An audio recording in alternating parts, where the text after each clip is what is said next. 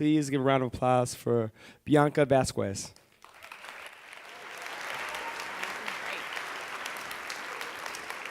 Hey everyone, great morning. I'm really grateful for the opportunity to share my story with you all and just share that it's been an amazing gift for me to get to reflect on the people and stories and moments that have landed me here on this stage today. Like Joe said, I've worked at Luther Place Memorial Church in Washington, D.C. for 7 years now.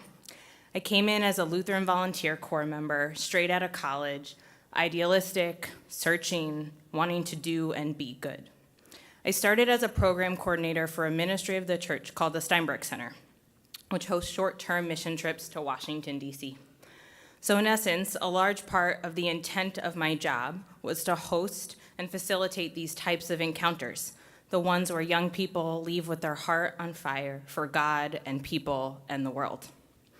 I'm going to share with you how a few of my own encounters changed my understanding of vocation and church and who changes who as we do this work. When I was in college, I went on a bunch of mission trips. My first year, not wanting to go home over spring break, I stayed in Baltimore City to serve on a trip centered about the criminal justice system. At the time, I had no idea how nonprofits functioned, how hard it was to schedule group service opportunities. I didn't know we couldn't volunteer our way out of social problems. I didn't know how social change was a communal effort that took time and investment and reckoning with power. I cringe now as I say this, but 18-year-old me was annoyed and frustrated by how much time we spent sitting around and not helping. I felt like I knew more, but I hadn't done enough. Then, the summer after freshman year, and then again my sophomore year, I went to the Gulf Coast to do relief work post-Katrina. It was wildly fun to have so much to do, to feel a part of something bigger, to be part of a team. And almost all of what I remember from those trips is how much fun we had, demoing and climbing around in dumpsters and knocking out walls. Despite spending over 2 weeks there, I only remember one person, one resident, Bill. It was my second time there, and I'd brought a team of 12 other students, and our job was to move his belongings out of his house into a pod so that we could demo it. As we cleaned out his house 3 years after the storm, we were silently judging him. We were glad to be helping and felt useful, but really we were also asking these questions laden with judgment. Who doesn't have this figured out within 3 years? What could he have possibly been waiting for? What's wrong here? And really, what's wrong with him? As we were moving belongings, I ran into a door that had a mirror on the back, and at the top of the mirror it said, "This is Bill's magic picture frame. Stand in front of it and smile, and you can see one of the world's most wonderful people." And I remember being halted, and I put down my pry bar and my hammer, and I walked out of the room and went to sit with him. He was sitting outside just watching us. And I wonder now what it must have felt like to have a group of strangers packing up your life while you mourn and they laugh and take pictures.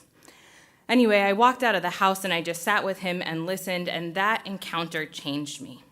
I realized in that moment that maybe I didn't know everything, and that if I actually dug into my own pain and sat there with it, that maybe I did know why it had taken him so long to get started, that maybe the answers weren't always so simple. I look back now and realized if it weren't for that mirror, I would have missed the opportunity to see God in someone else, to have my heart opened up in new ways, to gray up my world a little bit. I was too busy helping that I almost missed it. Then the next year, I went to El Salvador to study abroad. The program used the language of accompaniment, no idea what that meant. I just knew I didn't want to go to Europe. Well, while I was there, twice a week, I got sent to a community to do nothing besides be there and listen and make tortillas and sing and laugh and pray.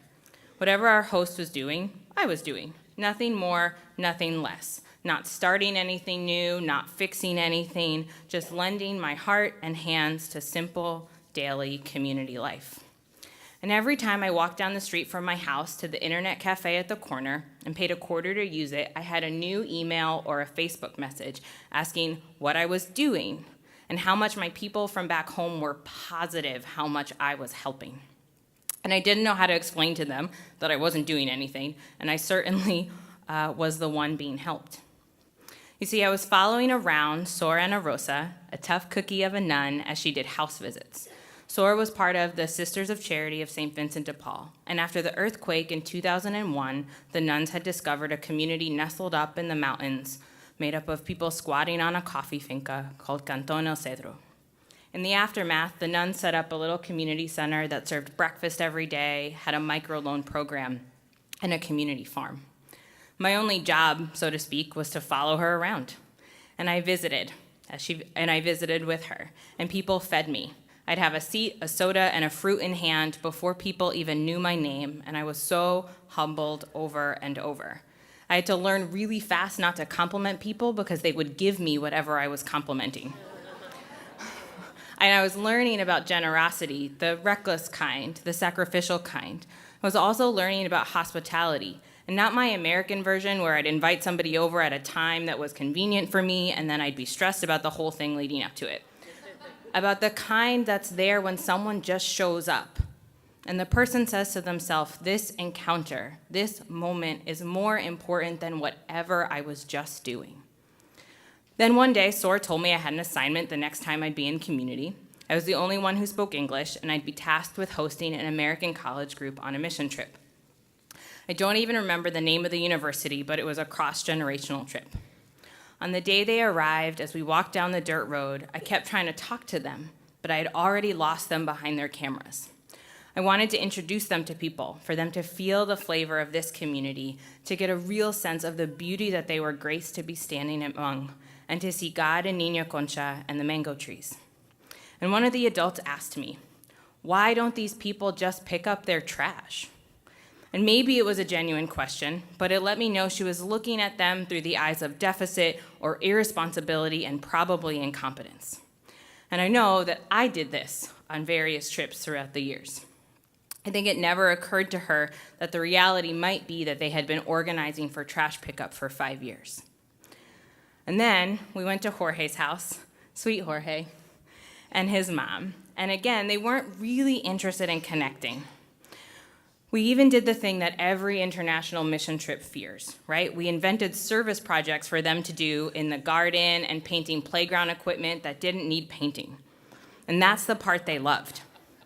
And Sor took us to a family's house that I didn't know super well. And instead of listening to the testimony of this incredible family, I watched a middle-aged white woman look around and say, if I had only known they needed A, B, and C, I would have brought it and we would have been able to fix it. Small things like electrical tape and pliers. And I realized they thought subconsciously that they were the only ones in this exchange with gifts and treasure to share.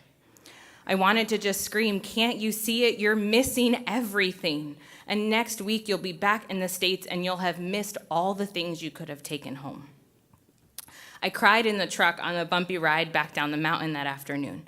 I sat in the bed of the truck so Sor wouldn't see me and I wouldn't have to explain myself. Over my time there, I had fallen in love with those people and that place. I was growing softer, less quick to judge, less certain of my own importance, learning that God showed up in community together and in sharing of stories, and that God showed up in my own despair, knowing that I couldn't fix these problems in a week, despite how small and vulnerable that made me feel. And overall, that's really my reflection on Encounter, that we have to be first open to being transformed, and then we have to sit down long enough for it to happen. Thankfully, I had been there 5 months, or otherwise I might have missed it too. That moment stuck with me even as I returned to the US because I started to reflect. What had I been doing? I'd been told that these trips were good for communities that we went to, but I wondered, who was it really for? Who had benefited? How many times did I post album after album after album of photos and not even remember anybody's name?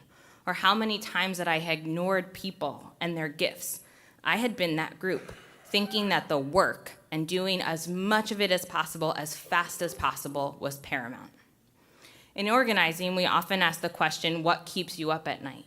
And the answer to that question can give you a window in what you're called to do. Well, that afternoon kept me up at night for a year.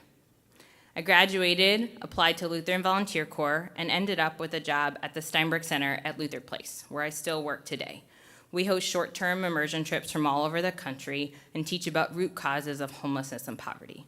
And I thought, what if on the host community side, we could set it up differently? Set up trips that are mutual and transformational and relationship-based and put money in people's pockets. What would it look like? Was it possible? Would anybody even come? When I came into that job, we were seeing about 20 groups a year, and this past year we saw 60, and some of my amazing colleagues are here with me today. And when I first got there, we essentially handed groups a schedule packed with community service opportunities, places where you could walk out knowing you had accomplished something, right? Number of meals served, number of hours, pounds of trash picked up, number of visitors to the clothing closet or the food pantry. And groups loved it. Pastors and youth directors and college programs still push for this type of schedule that when I think about it, I call it Matthew 25ing at best and poverty tourism at worst. But what I know in my bones and what I'm convinced of is that these interactions, the ones where we're kept busy by a task, judging the recipients of our work, and unintentionally recreating that same power dynamic, those interactions don't allow for our heart to be transformed or for us to be set on fire with a new story. What it does instead is hide us from pain, others and our own, and prevents feelings of belonging. Unfortunately, we sometimes consider it a success when our young people leave a trip feeling a sense of gratitude. But we're missing it. We're missing what they have the opportunity to really bring home and share. Did they learn to listen to unlikely leaders? Did they learn to hold that their experience isn't everyone's? Are they more compassionate? Are they more committed to relationship building and community work when they go home? Do they know their own story of pain better? The type of encounters that break our hearts open, they take listening. It takes not wanting to fix something or someone. It takes knowing someone's name and story and understanding. So Bill changed me, so did Jorge, and so did Sor. It's been a process, though, of learning to share my own story in relationship to them. Where is my own brokenness, and how did this encounter change me? And not the other way around. And maybe that's the lesson. No matter who it is, it's not to be more like them or to fix them, but to listen long enough to be transformed by them. That we walk away with a new story because we become present to where God's story and our individual stories collide, and we can become something new together. My work at Luther Place over the past 7 years has looked like a lot of things, from mulching to painting to community meetings in church basements to helping run summer camp and making duct tape robes for Three Kings Day. It's been a bumpy and joyful ride. And I've been dramatically changed along the way, mostly because I let myself be transformed by unlikely people.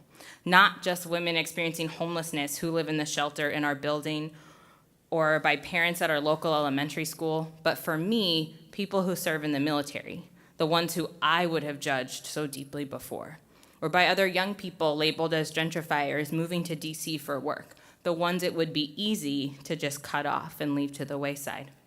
It's a conscious choice to allow myself to be open to those encounters. So when it comes to our visiting volunteer groups, over the years, we've transformed our programs based on our relationships and by asking the question, who benefits? And it's changed everything. If it only benefits our visiting group, we don't do it, which means we don't do 80% traditional community service anymore. We create programs that have the pillars of community engagement and immersion and investment, community-led education, and critical analysis. And this is a fight, and we lose groups because of it every single year. And every group wants to be heavy on service, and we spend a lot of time promising it will be worthwhile because we create a space for encounter. So I want to share one last story of a particular group who was here a few weeks ago from UNC Chapel Hill. One evening, they were met by a woman named Cornelia. She's amazing and came to show them how to make pupusas and share her own story with them. And the next day, they met with 5 of the worker owners from our forming worker-owned house cleaning business. It's a concrete way that we're dealing with income inequality in our community. But for a visiting group, there's no volunteer opportunity attached to that, nothing they can do for them. The women, so they decided to have a meal together. The women shared about their project, their dreams for the neighborhood and their families, and the group listened to these 5 women share about their work, about starting a business, about abuse and wage theft and instability. But then everyone else around the table shared their own experience of being workers, of the times they've felt vulnerable, about starting their own businesses or feeling powerless in their own lives. It was maybe the most incredible table I've ever been around, and nobody helped anybody. But the possibility of long-standing relationship was born. Even in my own story, it was experiences outside of my daily life where I had encounters. And I think being somewhere new sometimes makes it easier because our senses are sharper, we feel more observant or more open to God. Add in that on many mission trips, we get suggested to use our phones less, and we're ripe for encounters with each other and the holy. But the most beautiful part of all of this is the more I reflect on it, we don't have to wait until we're outside of our everyday life or outside of our context to be changed. I really believe that church can and should teach us in our everyday life that spiritual life starts with listening, and that our spirituality and connectedness is strengthened by showing up for moments of collective joy and sorrow. We know this already. It's why we gather for baptisms and funerals. And yet all over our life, whether we're in our daily life or traveling to new places, we just want to fix it. We want to skip over the pain and skip over what's broken, decide that moments of collective joy aren't important enough, like they're not the real work. We take something that can be so profound and decide that it's too messy, that we'll just help instead. So you all, as you leave here today, you get to ask yourself the questions. Who are you doing life with? Whom have you been given to love? And that's not just who's easy to love. Who are the people in your community you don't know? Who you dislike? Who do you ask the question in your head about? Why don't they just fill in the blank? You get to go to people whose choices you don't understand and really believe that God will show up if instead of trying to fix them or judge them, we just listen and let our own story be transformed in the process. Thank you.